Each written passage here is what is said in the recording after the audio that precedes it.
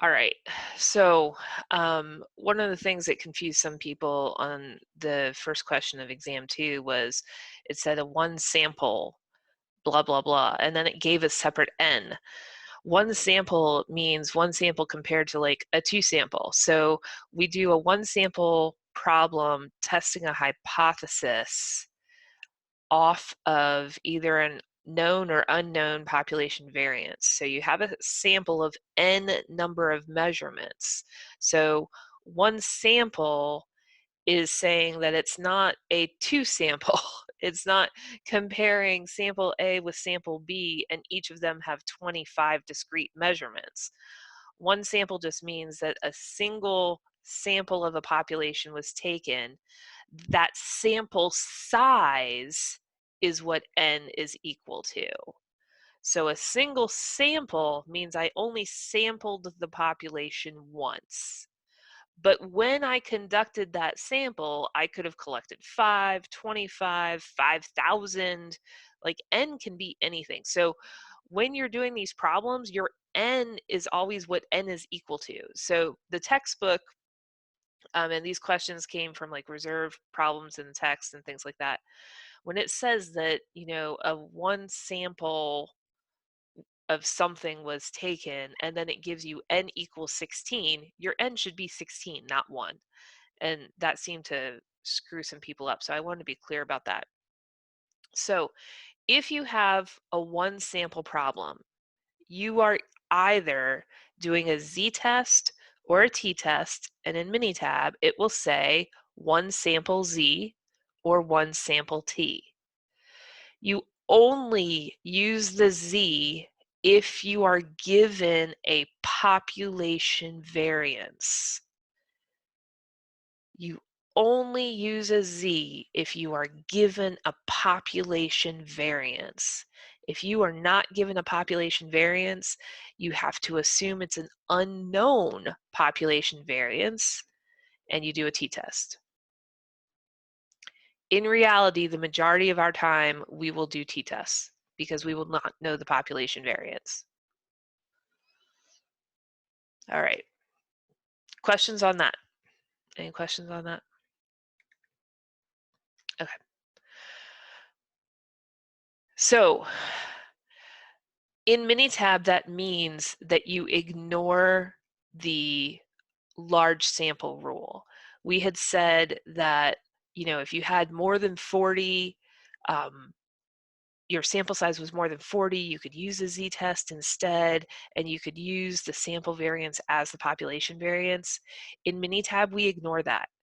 The reason we say that in the textbook is because you're doing it by hand, and if you're doing it by hand, it's nicer to be able to use the z instead of the t, but you're not doing it by hand. Minitab's doing the math for you. So you want to go with what you actually have. If you have a population variance, just use the z. If you do not have a population variance, even if you've got more than 40 samples, you use a t-test. And in Minitab, if you click on a one sample z-test, it will ask you to fill in the population variance. You have to enter that. So that should be a big signal to you to say, oh, if I don't have this given in the question, I can't use this test. I have to use a t. So even though we did all that large sample size formulas that basically allowed you to use the z-test instead, that does not apply when you're using Minitab. And this whole exam is Minitab based. So again, if you have a one sample problem, it's against a hypothesized mean, which means you should be given what your X bar is, a sample mean, or you'll just be given data and you can Minitab will calculate it.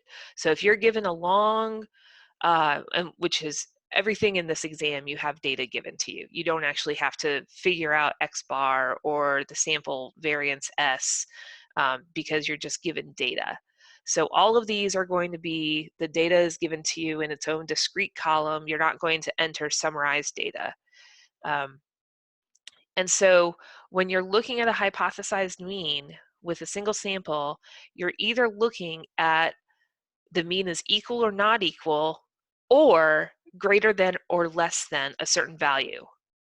So on the exam, you're going to have questions that are both looking at a hypothesized mean is equal to something, or a hypothesized mean is less than something or no greater than something, which means you would use a one-sided test.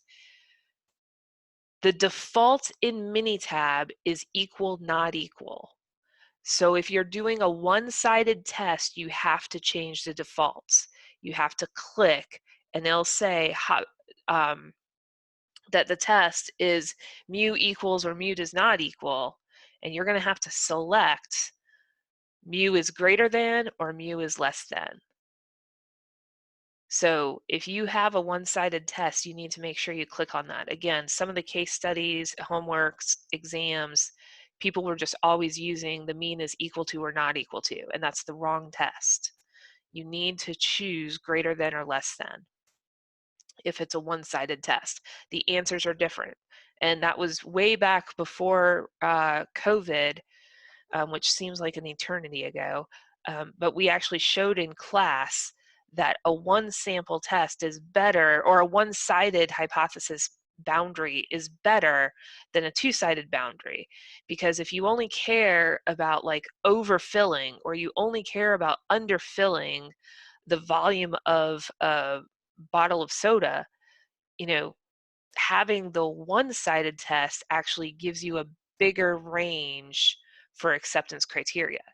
So the answers are different. Remember, the calculations on a two-sided test are z alpha over 2. The calculations on a one-sided test are z of alpha. Or in the case of a t-test, it's t alpha over 2 or t of alpha.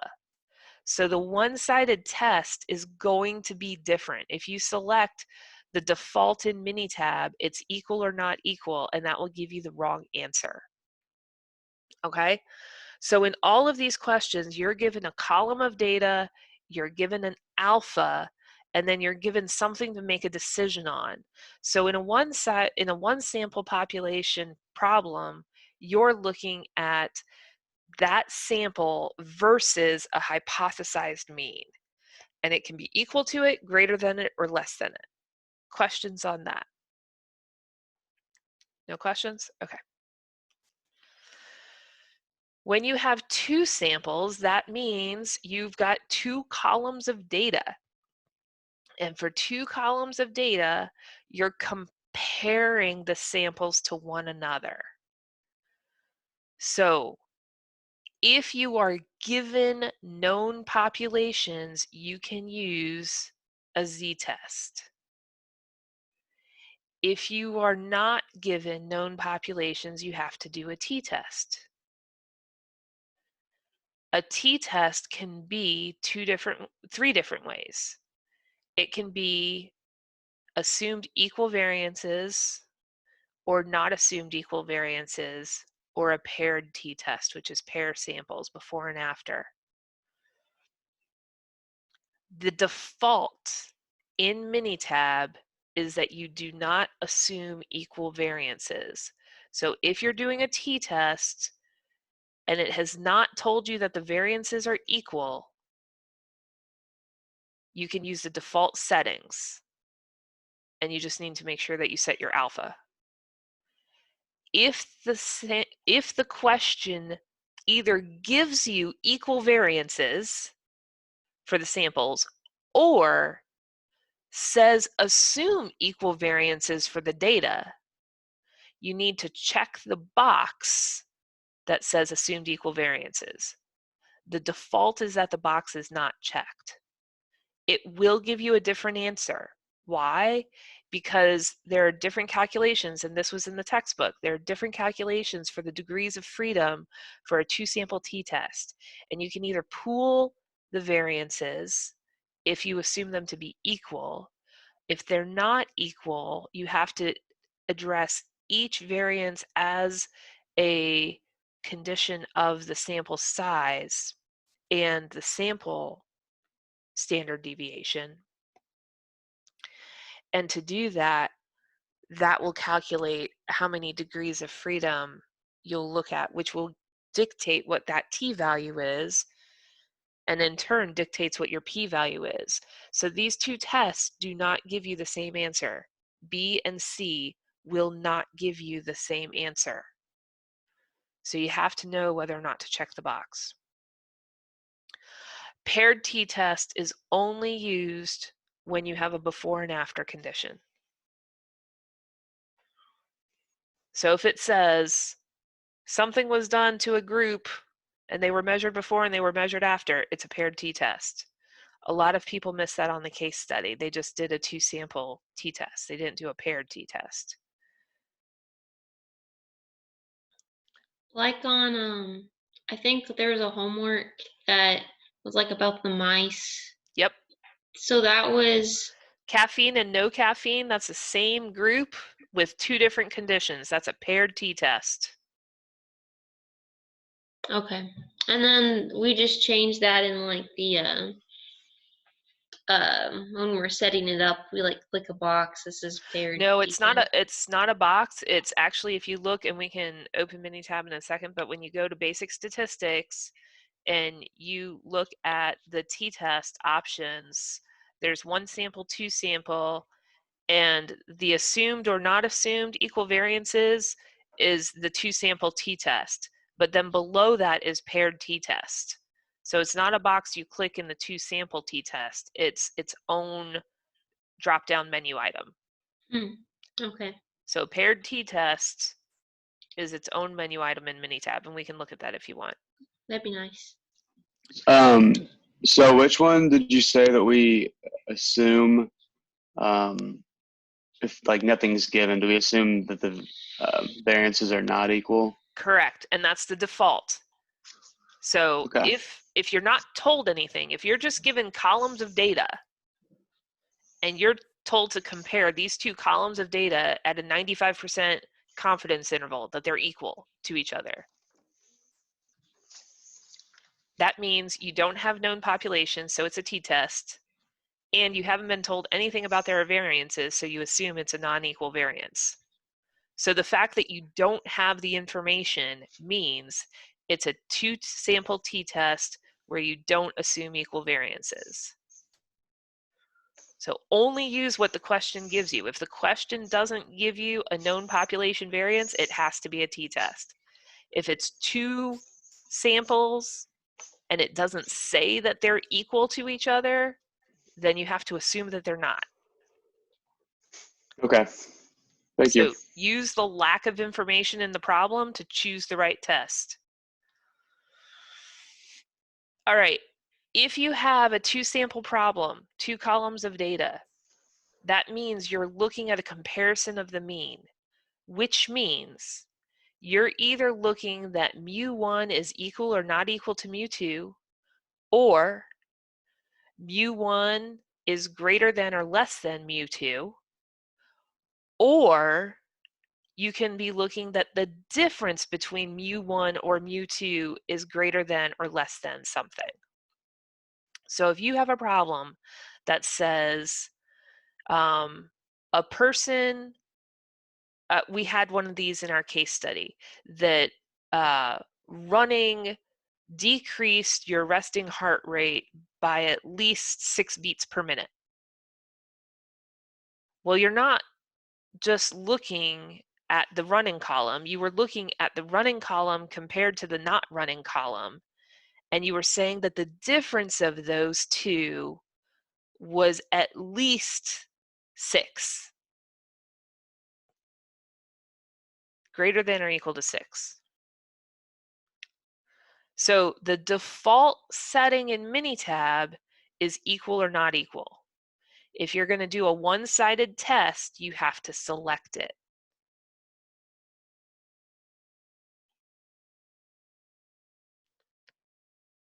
Does that make sense? Mary, you good with that? You look like you have a question on your face. I just need to see the questions again. I think I've just forgotten this part Okay. of stuff. And we can look at Minitab and see what some of those defaults are, that when you just open it up, what is its default stage, because that's a big part of it. If you can select the right test, but if you don't change anything, you're just running the default, that may not be the right test for the question. And I'll go through the exam questions. I'm not going to tell you the answers for all of these, but I'll show you what you should be looking for and what you should be asking yourself, which again should really help in knowing what tests to do. Okay, this is a big one. Accepting or rejecting a hypothesis. This is kind of like the main event. The p-values are attached to the null hypothesis. So you need to know the default in Minitab of what the null hypothesis is, because the p-value in Minitab is with respect to the null hypothesis. So if you're looking at a one sample test against a given mean, the default is that the mu equals the value.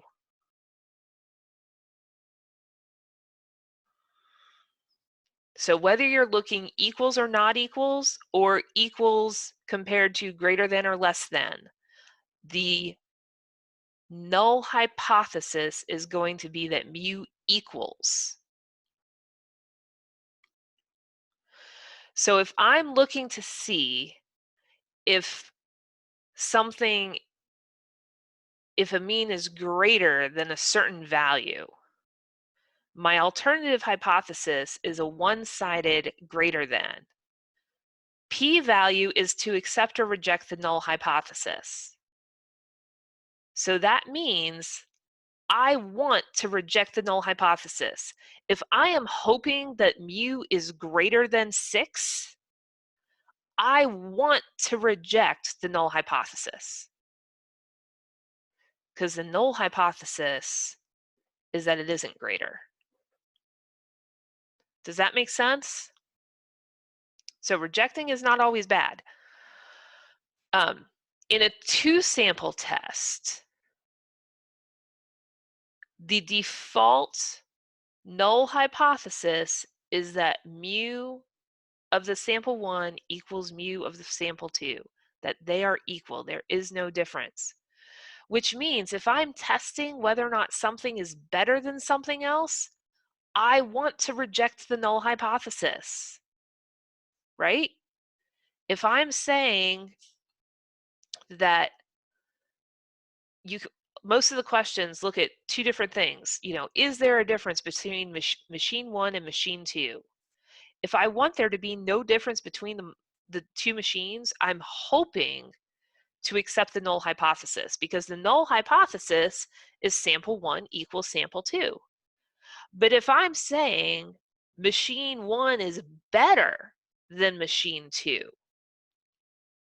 I want to reject the null hypothesis, because the null hypothesis says there is no difference.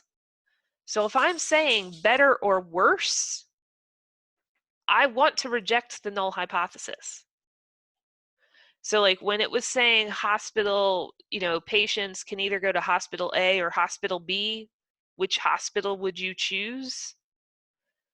Well, if hospital A and hospital B have the same, patient satisfaction rating, if there's no difference, then it doesn't matter if you go to A or B. But if I'm looking to say hospital A is better than hospital B, I want to reject the null hypothesis. I want to say that one is better than another. One is greater or less than. The null hypothesis is that they're equal to each other. There is no difference. Same thing for a paired t-test. In a paired t-test, it's saying there is no difference between before or after. You do the running program, you don't do the running program, your resting heart rate is the same. There is no difference. You do the weight loss program, you don't do the weight loss program, there is no difference.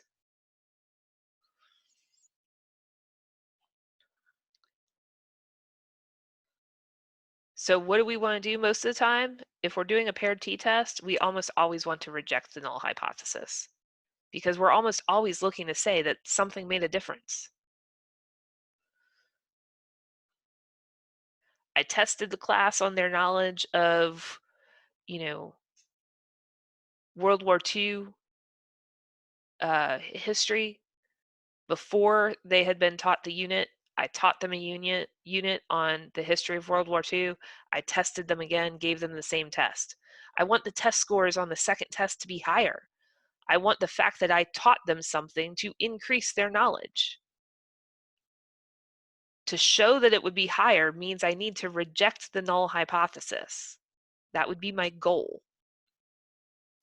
And then finally, linear regression, again, the default, the p-value that you're looking at, the default says that there is no relationship between the variables.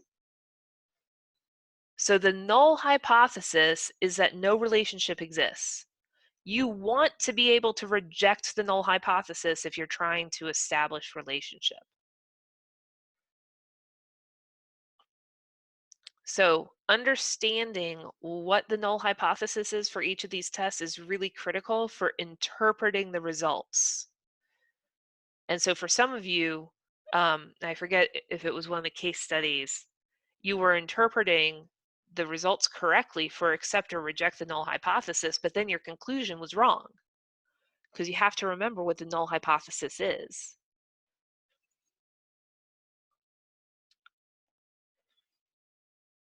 Questions on that? Okay. Oh, I thought I had, yeah, I skipped one. Okay. So in our case, basically we're always just going to be looking at p-values. When we were in class, we saw that there were like 3 different ways to accept or reject the null hypothesis, right? You could accept or reject the null hypothesis based on the p-value.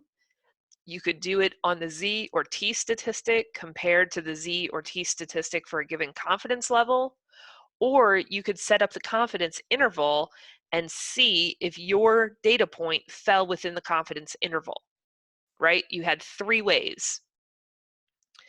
For Minitab, we just look at p-values. They give you the other information, but you would have to compare it to something else. So we're just always going to be looking at p-values. So those little boxes in your textbook that summarize the test statistic, those were based on the z statistic or the t statistic. So I think that confused some people, because the z statistic and t statistic are not the same as the p-value. The p-value is looking at the very tail of the distribution, right? It's looking at the tail of the distribution. And that's why if the p-value is greater than alpha, you accept the null hypothesis. It means that it's bigger than that little tail section. It is within the confidence interval. If your p-value is greater than alpha, then you are within your confidence interval. You accept it. If p is less than alpha, you reject the null hypothesis. So a lot of times in Minitab, if it's close enough to 0, they'll just round it to 0. You know, if it's 0.0007, like it'll just say 0. I think it only goes out like 4 decimal points or 3 decimal points. So a p-value of 0 is always going to be less than alpha, because your alpha is greater than 0, always. So if your p-value is 0, you reject the null hypothesis. But remember, in some of these tests, that's what we're hoping for. A paired t-test, we always want to reject the null hypothesis. We're always looking for a p-value less than alpha. And for linear regression, we're always looking for a p-value less than alpha, because we want to say there is a relationship there, right? So again, rejecting the null hypothesis is not a bad thing necessarily. We want to be able to say for that paired t-test that whatever you did made a difference, or we want to say these 2 variables relate to each other in a statistically significant way. But when you get a p-value of like 0.2844, obviously that's bigger than your alpha. You accept the null hypothesis. All right? So just focus on the p-value. That's when you are doing your exam, focus on the p-values. That's what you're looking at. Questions? Nope. All right. So the exam instructions. This is a the questions are very short, because the goal is to see that you know how to use Minitab to analyze data and make a decision. So each question is a scenario. The scenario goes with data in Excel. I tell you which columns just for clarity. You have to choose a test, conduct the test, analyze the results, and state the conclusion. So your points, there are 10 questions. For each of those 10 questions, you have to do all 3 parts. I don't ask for specific data. I just give you the scenario. You have to choose the appropriate test, conduct the test, analyze the results, and state your conclusion. So, skipped ahead. So 1/3 of the points for each of the 10 questions is selecting the correct test and justifying it. So a complete answer includes 2 things. You have to explicitly state what test you used. And all of the tests that will be used in the exam are listed there. 1 sample Z, 1 sample T, equal variances, non-equal variances, paired t-test, linear regression. It's going to be one of those. You have to select why. What about the given information directed you to select that test? So this is where you would say, there is or there is not a known population variance. There are or there are not equal variances. The information is for a population before and after something took place. We are looking to establish a relationship between 2 variables. That's the why. You have to explicitly state that. 1/3 of the points go to this. Select the right test and tell me why. This does not need to be a paragraph. This can be bullet points. This can be sentence fragments. Like you could say, 2 sample t-tests with equal variance. And then for why, you say, the question states equal variances.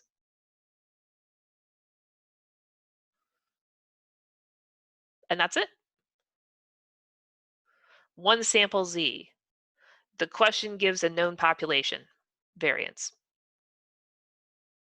Therefore, I chose a 1 sample Z. That's it. So this doesn't need to be a novel, but it needs to be explicit. Questions on that? Okay. 1/3 of the points are for executing the test and including the correct information. That means your null and alternative hypothesis box should be copied and pasted from Minitab into the Word document. Your p-value should be copied and pasted into the Word document. If you're just retyping them, that's okay, but it is quicker to copy and paste, so please feel free to do so. If it's a linear regression, then I would use the homework and case study as a guide as to which information is important. Because if it's a linear regression, you want to include the regression equation, you want to include the R-squared value, you want to include the p-values. Excuse me, I'm sorry. Now, here's the thing about grading. You can choose the wrong part A, but if you execute it correctly and include the right information, I'll give you the points for part B. So if it should be a paired t-test and you chose a 2 sample t-test and assume variances are unequal. And then you give me all the right information. I will give you points for part B. You will not get points for part A. Does that make sense? So it's not like part A automatically fails you for the rest of that question. It's not like if you choose the wrong test, you automatically lost all the points. If you choose the wrong test, but you execute the test correctly, you will get the points for part B. You just won't get the points for part A. Finally, part C, the analysis. You need to compare, it's 3 steps, and you need all 3 steps. You need to compare the p-value to the alpha. So you need to restate your p-value. Even though you're copying and pasting it in from Minitab, you need to restate p is less than or greater than the given alpha. And the alphas on this test are all over the place, 90, 95, 99. You're going to have to make sure you look at what your alpha is. P-value compared to alpha. Then you're going to explicitly state, accept or reject the null hypothesis. P-value greater than alpha, accept. P-value less than alpha, reject. But I need to see those words, accept or reject the null hypothesis. Then the last part is the implication for the problem. Does the test support the claim? Is there a difference between the samples? Is there a relationship between the variables? Is there a difference before or after? Whatever the question was actually asking you to state, you need to state that. You can't stop with just accept or reject the null hypothesis. You need to communicate, because sometimes rejecting the null hypothesis means that there is a difference between the samples, right? So like you need to connect those dots. You need to connect the accepting or rejecting the null hypothesis back to the original question. Because if you were an engineer performing a statistical test, you wouldn't come to someone and say the p-value is X. You would tell them, hey, yeah, we can switch brands because this one's just as effective and it's cheaper. That would be what you actually cared about. Hey, yeah, we can definitely say that our diet drug causes people to lose weight. Because that's what you're actually after. You're after the information, not the math. Questions on that? Again, not a novel. P-value greater than or less than alpha. Accept or reject the null hypothesis. 4 words. Implication.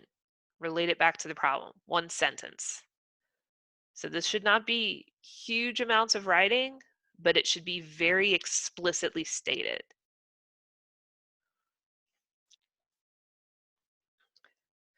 All right. So the exam is open. It's due Wednesday, May 6th by 11:59 p.m. So you have a week.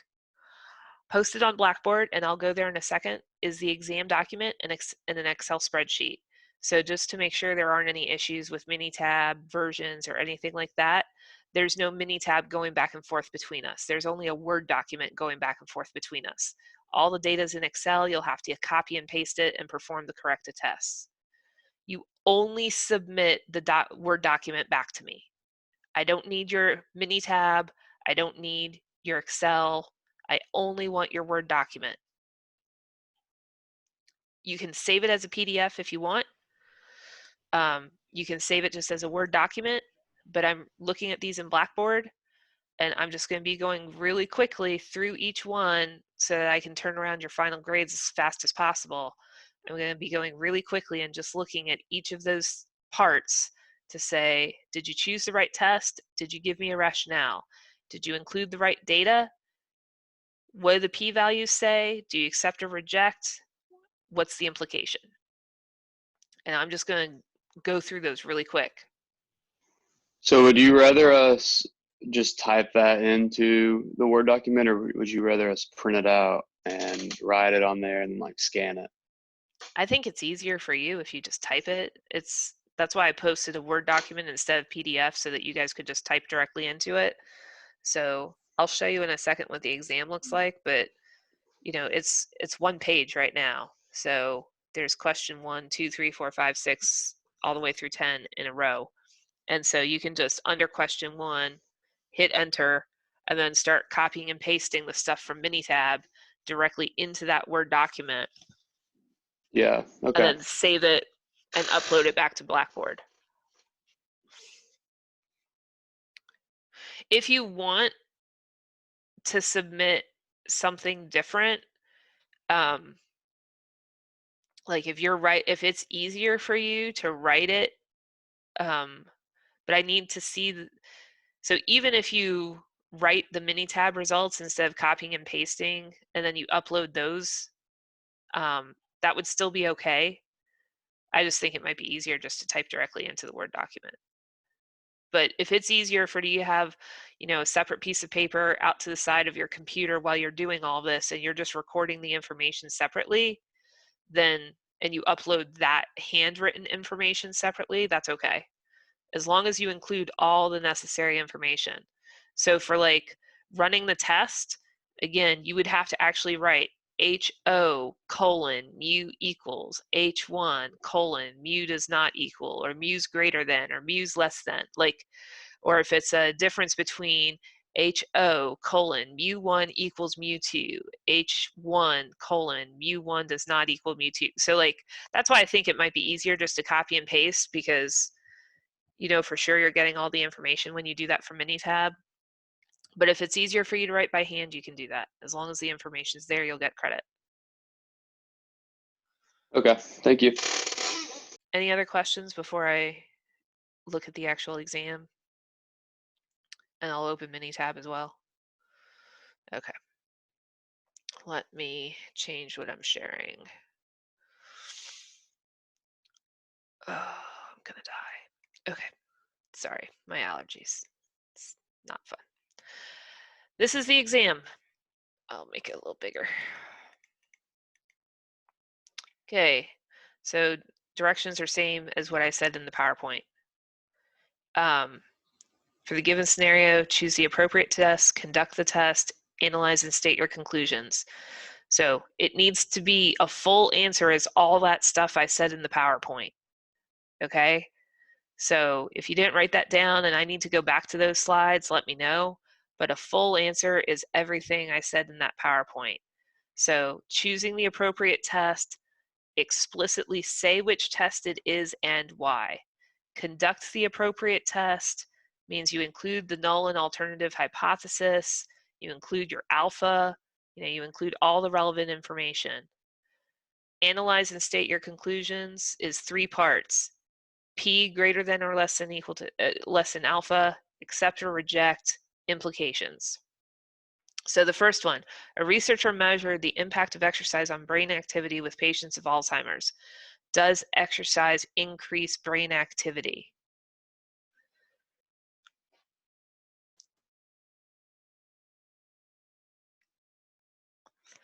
I'm not going to change this. I'm going to actually just tell you right now, if there's a place on here where you think you're missing data, state what you do. So like that, I didn't give you a confidence level, and I should have. It should be 95. For number 1, your alpha should be 0.05. Your confidence level should be 95%. It doesn't say it in the question there, but those of you who are on the video or listen to it later, you know it should be 95 because it doesn't say it there explicitly. That's the default in Minitab. So, and that's the industry default. So that's just kind of a rule of thumb. If you're ever told to do a statistical test and you're not given an alpha, you just run it at 95% and you report it at 95%. Because as long as you're saying what alpha you used, then people can say, like, if someone said that they did an alpha, their confidence level was at 80%, like, would you feel really good about those results? No, that's really low, right? So as long as you're reporting what your confidence level is, you can choose any one you want. But since I didn't give you one, use the default in Minitab 95%. So you need to say what test you would use for this, and if you look at Excel, columns A and B, let me switch to share.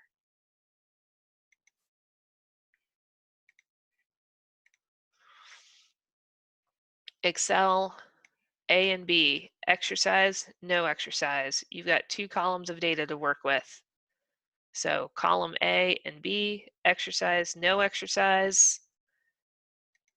You need to copy and paste that into Minitab, choose what test you want to run,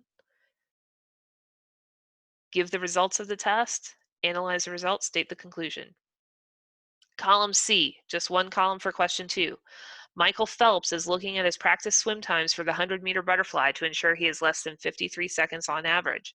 From the data provided, can one say with 99% confidence that Phelps has a 100-meter butterfly time that is less than 53 seconds? So the things that are jumping out at me are less than, not equal to, less than. It's a one sample test. No population variance was given to me. My alpha is 0.01. I have everything I need to run the appropriate test and give the right result. Right? Column D, again, one sample. For a wine to be considered exceptional, it requires a rating of 90 or higher. Does the data for this wine demonstrate with 95% confidence that the wine is exceptional? You've got one column of data. Again, I'm looking at 90 or higher. I've not been given a population variance. I've been given an alpha of 0.05. I have everything I need to run this in Minitab. Okay, 4A and B is a two-part question. You're given a known standard deviation for the two machines. You're given a confidence level, and we're looking at a hypothesis of a mean equal to 16 ounces. And then this question says test machine 1 and machine 2 separately. So I'm looking for you to treat each of these as a one sample test with a known standard deviation with a hypothesized mean that mu equals 16 at a 95% confidence level.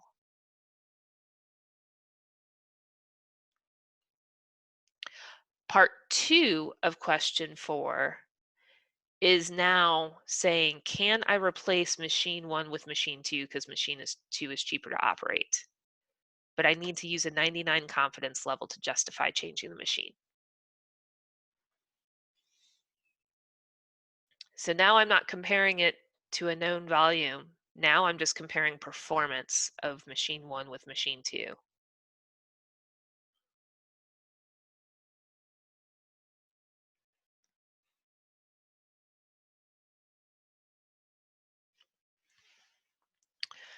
Question 5, an engineer is choosing which tires to include as high-performing tires for the latest Ford Mustang. Using a 99% confidence interval, which tires should they choose? You're given 2 columns of data. Where's my Excel? There it is. Where's my tires? Brand 1, brand 2. Those are my 2 tires of data. Brand 1, brand 2. I'm looking for which one is better. That's my goal, to identify which one is better at a 99% confidence interval. Okay, question 6. A vendor claims that tip 1 is at least 1.0 harder using the Rockwell C scale hardness tester. Can you support that claim at 90%?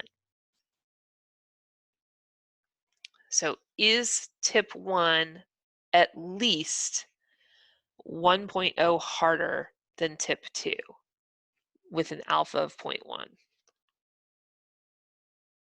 That's what this is asking. Question 7. Oh, this one's a little different. Column K, it's just one sample. Fuse pin is a critical component that has to meet the requirements of 64 plus or minus 0.02.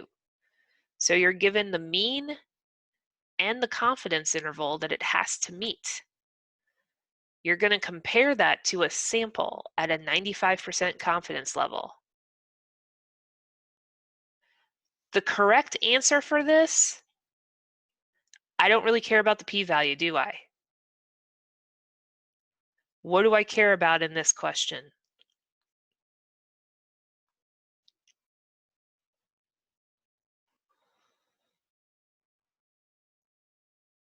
I could do this question like 5 different ways. The easiest way is what?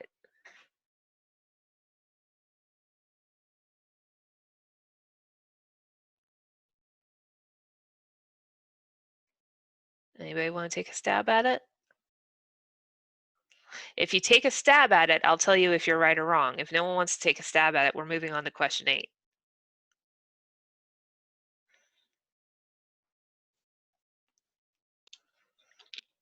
So I guess it's definitely not, it's not a z-test. It's not a paired t-test. It's probably a t-test. But I guess with something like that, so are the options for t-test is either paired? Well, it's just one sample. So it's a one sample t. You're right. It's a t-test, not a z-test. It's one sample. Okay, it's one sample, and you're looking at if it must meet the requirements for 64 plus or minus. So are you looking at like a two-sided t-test? I am looking at two-sided. And what output will it give me automatically in Minitab that I could compare to the problem?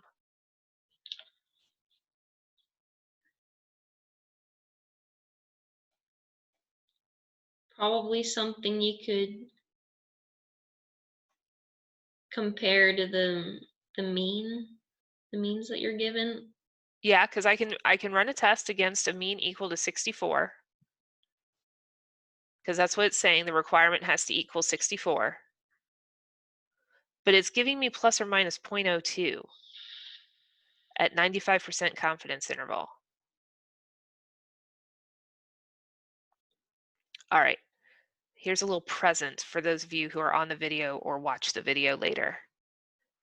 All I need to do is look at the confidence interval. I don't have to care about P at all, right? Because it's going to give me the confidence interval at 95% for 64, for a mean of 64. It's going to give me the low end and the high end of that confidence interval. If my low end and high end for my sample is within 64 plus or minus 0.02, then I'm golden. Because that's one of the outputs of Minitab is the confidence interval.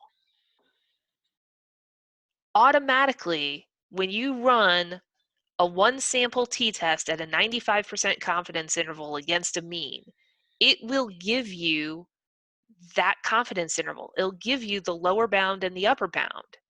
If the lower bound and upper bound are within 64 plus or minus 0.02,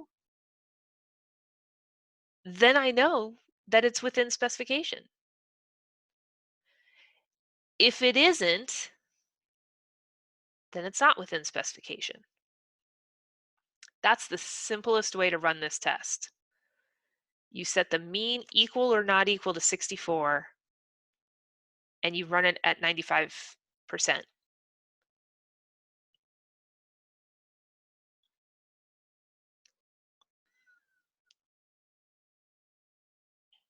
Does that make sense why that's true? And this is really, the reason I include this question is because this is actually what you do in manufacturing is you have a quality specification and like you're manufacturing something to send, you're a supplier to Boeing. Boeing has you make this part and you send it to Boeing, and the Boeing engineers have said this has to meet 64% plus or minus 0.02. Well, you sample and you look at your data and you see, do 95% of your samples fall within 64 plus or minus 0.02? What do I want to know? I want to know the lower bound and the upper bound for that sample at 95%. If those bounds are within 64 plus or minus 0.02, I'm great. Yes, I can say that they're within specification. If either the lower bound or the upper bound does not meet that 64 plus or minus 0.02, then no, I'm not within that specification. That is not the only way you can do the test. That is the fastest way to do the test.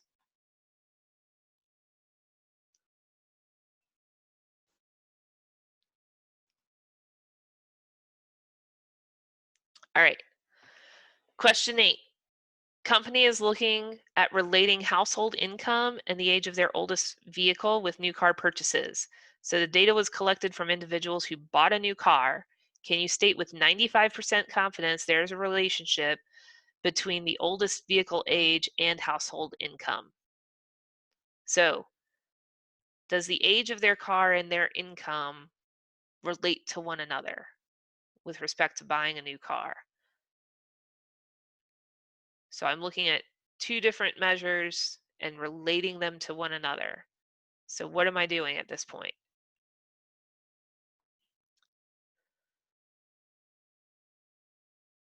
Anyone want to shout it out? Regression test. Yep, that's correct. You're doing a linear regression. Your alpha is 0.1.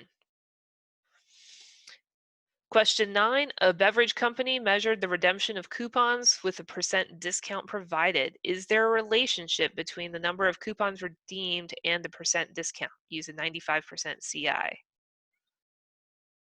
So again, another linear regression. Anytime I'm asking for relationship between things, they're linear regression.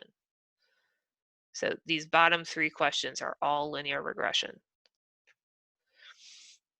NIOSH researcher is trying to relate noise pollution to hypertension. Can one state with 95% confidence that the noise pollution impacts an individual's blood pressure? So when you're doing these last 3 problems that are linear regression, the data that you need to include, you're going to say what the null hypothesis and the alternative hypothesis are. You're going to say what your confidence level is.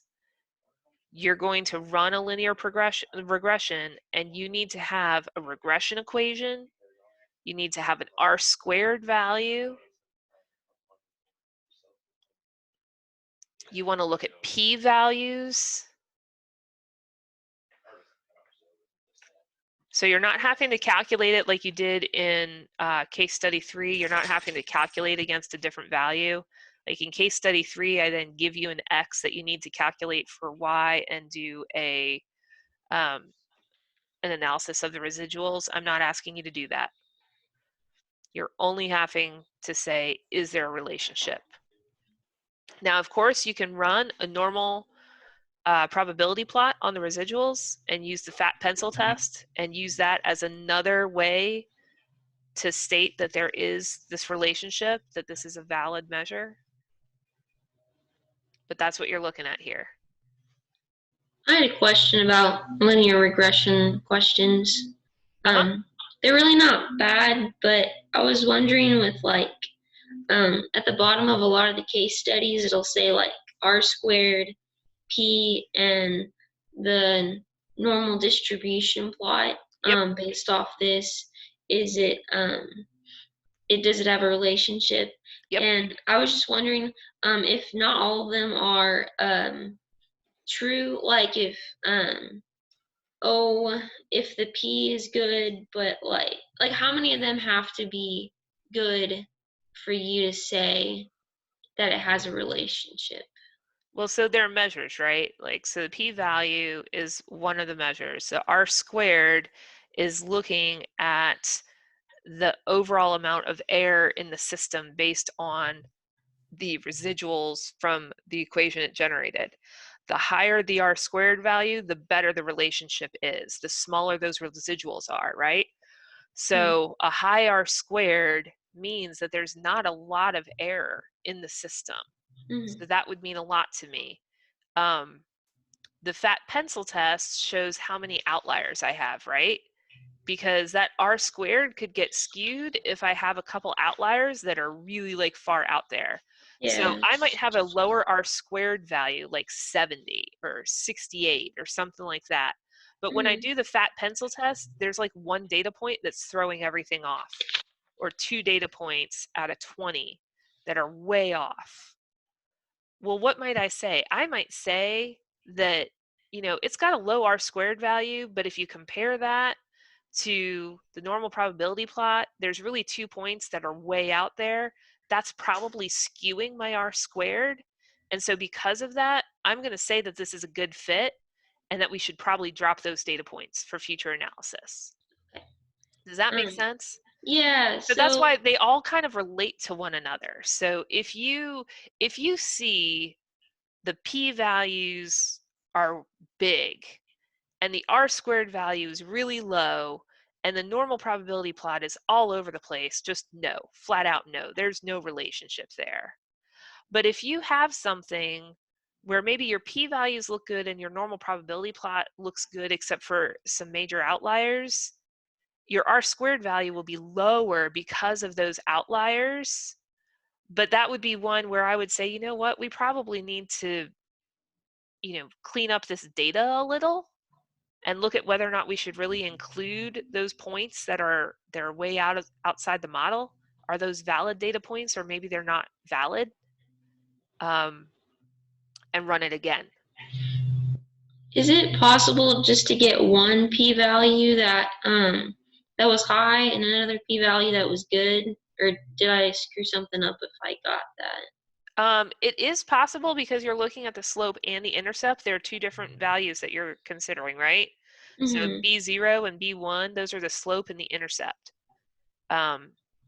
So the slope is the relationship, that linear progression of x over y, change in x over change in y, right? That's what slope is, delta x over delta y.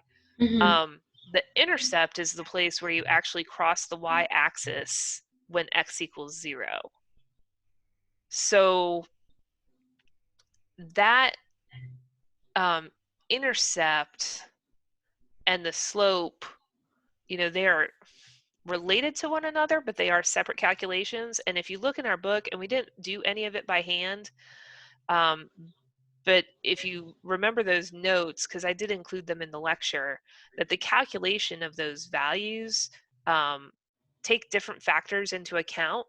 So there might be aspects of the model that are better than another, which again means that probably what I want to do is increase my sample size.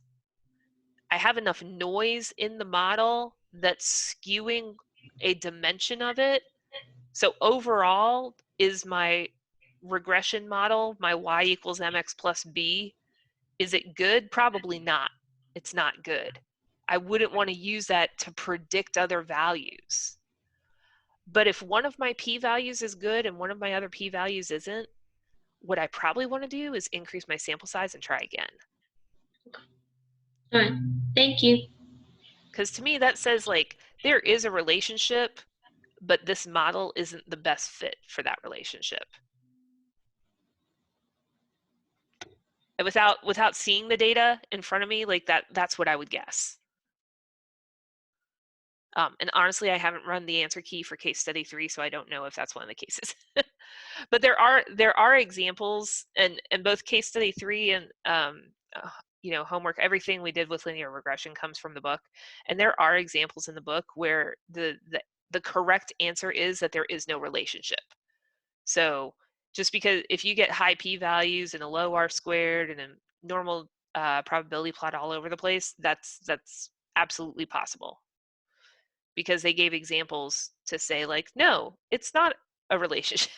The answer is not always yes. Does that make sense? Okay. Other questions? Now for the exam especially, if you had something that was kind of funky like that, that's why your rationale, like say the last one, say that maybe you have a low r-squared but a really good normal probability plot and your p-values both are 0. You could answer, well, the r-squared is really high, so I don't think that this is a good model. You could also say, the r-squared is really high, but I think that's because of these outlier data points. I think the model's good and we should massage the data. Both of those answers would be correct. But you have to give me the rationale for why. Just saying yes and no doesn't do a lot.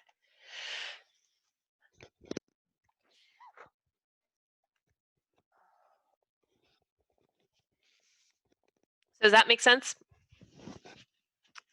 All right. Okay, really quick, I don't have it open, so I'm going to open it and share it.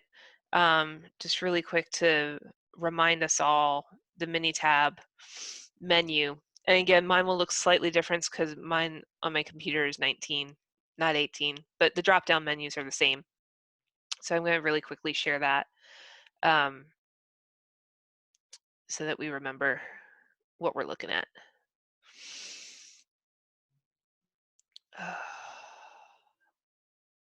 Okay.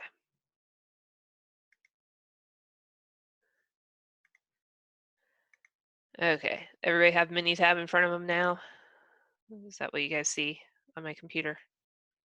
Okay, so all of these, I'm going to be going to stat. For any of my t-test, z-tests, I'm going to be looking at one sample z, one sample t, two sample t, or a paired t. Now just a note here, they don't even give you the option to do a two sample z. Because again, in real life, and Minitab is used by professionals, in real life, you almost never have the population variance. So all of your questions that are two samples are going to be a two sample t. It will either be a two sample t, so I click on that, and I look at options. That's where I click assumed equal variances, right there. So if I'm told that the variances are equal to one another or assumed to be equal, I have to check that box. Otherwise, the default is that it is unchecked. Now, if I'm looking at a difference between the two to say that one is greater than another by at least 1, like the question about tip 1 and tip 2, then I want to switch from my default alternative hypothesis, samples don't equal, because again, you can't change their null. The null hypothesis is looking at the difference, and the hypothesized difference is 0. That's their default. I have to change it if I want to look to see that the difference is greater than or equal to 1. I need to change that to difference is greater than hypothesized difference, and my hypothesized difference is 1.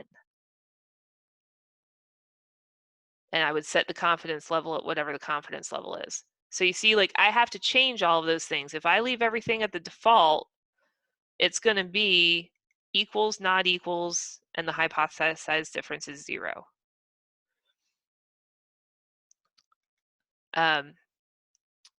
So that's for the t-test. When I'm looking at the paired t-test, it's its own. I'm really having a hard time with my mouse right now. With my paired t-test, they're each in their own column, and again, it's assuming that the difference between the samples is 0, that there is no difference. So if I'm saying, is one better than the other, I can use a paired t-test, like running has no benefit for your health. Well, I can use just the setup options, running compared to not running, hypothesized difference is 0. If I accept my null hypothesis, it means that running does not increase your health. Yay, I hate running. You know, like I have to keep in mind what is the null hypothesis. And so this is where you really have to pay attention when you're running all of these tests, is pay attention to what their null hypothesis is listed as. Pay attention to the confidence level, pay attention to that alternative hypothesis and the hypothesized difference. For linear regression, I'm going to fit regression model, and here I want to make sure that my confidence level is recorded at the correct confidence. They're not all 95 in the exam, so you're going to have to go into options to change that. And like I said, I recommend you go into regression graphs and click that normal probability plot, because then you can include that in your justification. So those are the two menus you really need to go into for regression. All right, any other questions? All right, so by 11:59 Wednesday, May 6th, you need to upload the exam, and I just want a single document. So whether it's handwritten notes or the Word document, I just want a single document. You don't need to attach Minitab, you don't need to attach Excel. All I want is one document with your answers. And the answers should have all of those parts. It should say what test you chose and why. It should give the relevant data for the test results. And it should say for your analysis, 3 parts: p-value compared to alpha, accept or reject the null hypothesis, and how does that actually answer the question posed in the problem itself. All right. All right, guys, this has been a crazy semester. But hopefully everybody stays healthy and we'll all see each other back in the fall. In the meantime, if you have any questions, and I do want to get the grades out at least a couple days before grades are officially due, because what I typically do is I post the grades to Blackboard before I post them to my USI. And so I'll post your grades. That way, if you have any discrepancies, you're able to contact me right away before I have to do a grade change form. So I'll be notifying you out on Blackboard, but I'm hoping that within like 2 days of the exam being due, that I'll have those grades posted, and that'll give me at least 24 hours for you guys to look at your grades and ask any questions before I post it to my USI. All right? When are grades actually due? May 10th is what we were told by the registrar. And I think it might be something weird like 10 a.m., but I can check it right now. Yeah, Let's see. I've always been curious about that, and just how long professors have to grade before the grades have to be in. Yeah, it changes. They always, okay, so yeah, 10 a.m. Monday, May 11th. So 10 a.m. Monday, May 11th is when all grades have to have been put in. So that's why things are due to me by midnight on the 6th. I'll take the 7th and 8th to grade things. I'll post it to Blackboard first and make the announcement. And then give you like 24, 48 hours to contact me with any questions about your grade before I post it to USI. Really, that's just to help me from doing a grade change form. Make sense? All right, everybody. I'm really sorry that the semester has been the way it has, but you guys have held in there and I appreciate that. And I will see you all in the fall. Hopefully I'll have you guys again for some other class and I can actually get an entire semester with you, and that'd be fun. So, all right, you guys take care. Let me know if you need anything. Can I stay on and ask you some questions about the last test? Sure, I'm going to stop the recording though. That'd be good.